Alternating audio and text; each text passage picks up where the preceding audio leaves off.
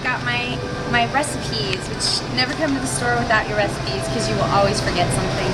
So we managed to find our healthy section first, where all the organic stuff, a little bit of odd things are.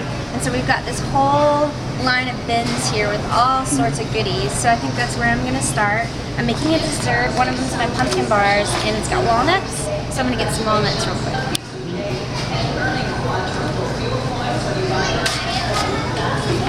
Now some people are afraid to use a lot of nuts and stuff in their recipe, but nuts are really good. They're really filling, they're really healthy for you. They have lots of omegas in them, which we need.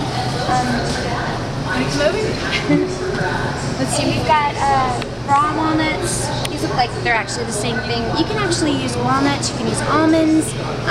Peanuts I would shy away from a little bit because they're not as nutritious and a little bit higher in fat. So let's go ahead and get some walnuts. These look pretty good.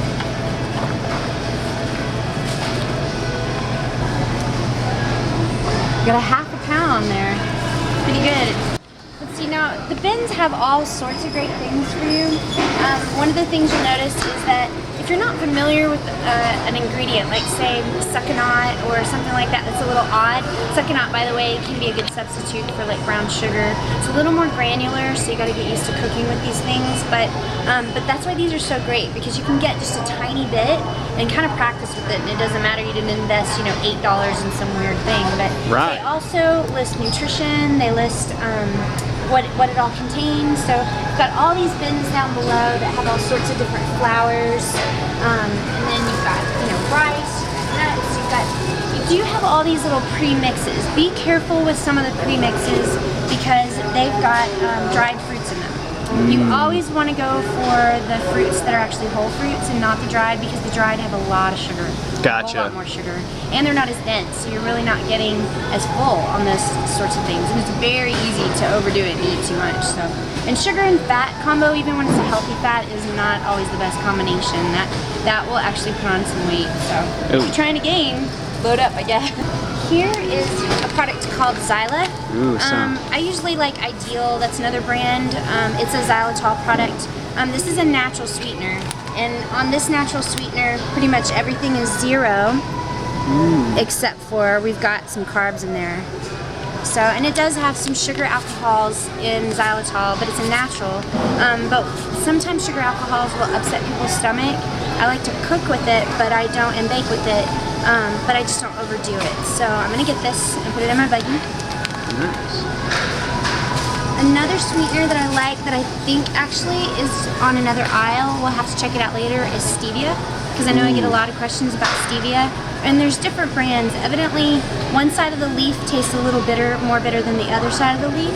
So depending on which brand you grab, it might be a little more pungent and more expensive if they actually refine the tastier side of things. So stevia is an acquired taste, but it's really, really great for baking as well. So, okay, we've got our organic beans and soups. A lot of the soups are really good, but you got to be careful, like if you grab something, because they still have quite a bit of sodium in it, you're still far better off making your own. And so one of the things you can do is look over here to your left, where you have all of these awesome broths. And if you look for just low sodium, and I like organic because that usually means fewer ingredients and crud in it. But you can make the base of pretty much any soup here, and to make it creamy you can add things like organic Greek yogurt, you can add almond milk, rice milk, things like that. So let's grab, these look pretty good. It says no salt added, which I like, so that makes it only 30 milligrams of salt. And I need some black beans for a chili that I'm gonna make, so I'm gonna get this one. Next, I need oat flour. I use oat flour in a lot of my recipes, and I think a lot of you are familiar with it. There's lots of people making my bars. Thank you for doing that. So we're gonna make some more. I'm gonna make my pumpkin protein bars, and I'm also making my cinnamon swirl protein bread. So oat flour, which is right here, is an awesome choice for that. I don't see here that they have one that is marked gluten-free, but typically oat flour is gluten-free. The difference is when it's marked, you can be guaranteed that in the processing that it was never contaminated or cross-contaminated. So really most oat flour is gluten-free, but if you want to be sure, look for the one that's marked gluten-free. So, but for this one, if you look here, it's just whole grain oats. But you can make this yourself too. You can use a coffee grinder, is really convenient if you just want to do a little bit at a time. My mom, she likes to take a whole canister of the oats, grind them in the blender, and then put them right back in the container and just scoop out of there. Because this is pretty much like eating a bowl of oatmeal. It's, you know, you use a couple cups in a whole recipe and you're really not getting a whole lot of carbs. One thing to keep in mind though is this is really fine. You won't necessarily be able to get it as fine on your own, so you might need a tiny bit more for the recipe than what it typically calls for. So, but we're gonna get this. I might actually get to. Oh, I will mention this. This is just finely ground almonds. This can work in some of them for a substitute, but it really does change the texture. It's more mealy, it's more granular. So sometimes combining things works a little bit better. Plus, if you notice, it's definitely more expensive. So you really got to know your recipe to use this, or you're gonna end up wasting it. But I know a lot of people will combine this with your like almond butters, nut butters, peanut butter even, to make cookie type consistencies. So they'll be a little crumbly though, so you always have to find thickeners. But this is definitely a good option for you no carb kind of people. I love the grocery store. I can hang out forever. Here, we just came across this. Don't use this. Agave was a trend, I think, for a while, and it looks like it's, you know, decent. It's not too bad on the nutrition panel, but the problem with agave is it will spike your blood sugar. So it's not your best option as far as sweeteners. I make a coconut macaroon that I absolutely love, and I do put it in there because the coconuts are really, it's a really small batter. It's a batch of stuff, I guess. It only yields about 10 cookies.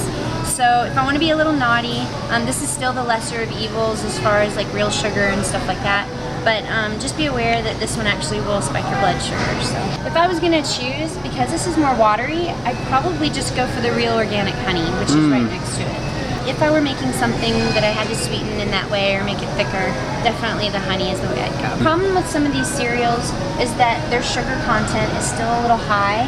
Sometimes what's in them though are fortified foods, which means it's added vitamins and minerals, but usually they have to add vitamins and minerals because they've stripped down the nutrition value so much. Still, you want to go for the more whole, natural type foods, but you know, in a pinch, especially for kids, these are really good options. This one looks like it's got 5 grams of sugar, but it's got a considerable amount of fiber, not too bad. And then you've got all of these, and if you look at it, you can see whole oat flour, yellow corn flour, unsulfured molasses, that's probably your sweetener there. And then it's got vitamins that were added. So this is actually a pretty good option for kids, for adults.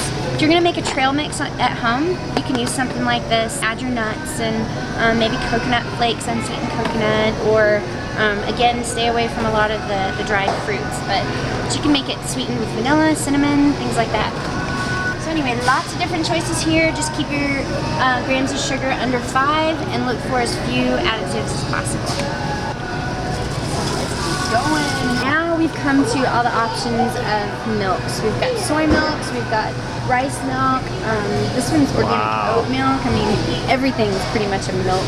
I'm gonna look for unsweetened almond because that's what I like. Okay, so we've got that one, and then I don't typically do a lot of soy.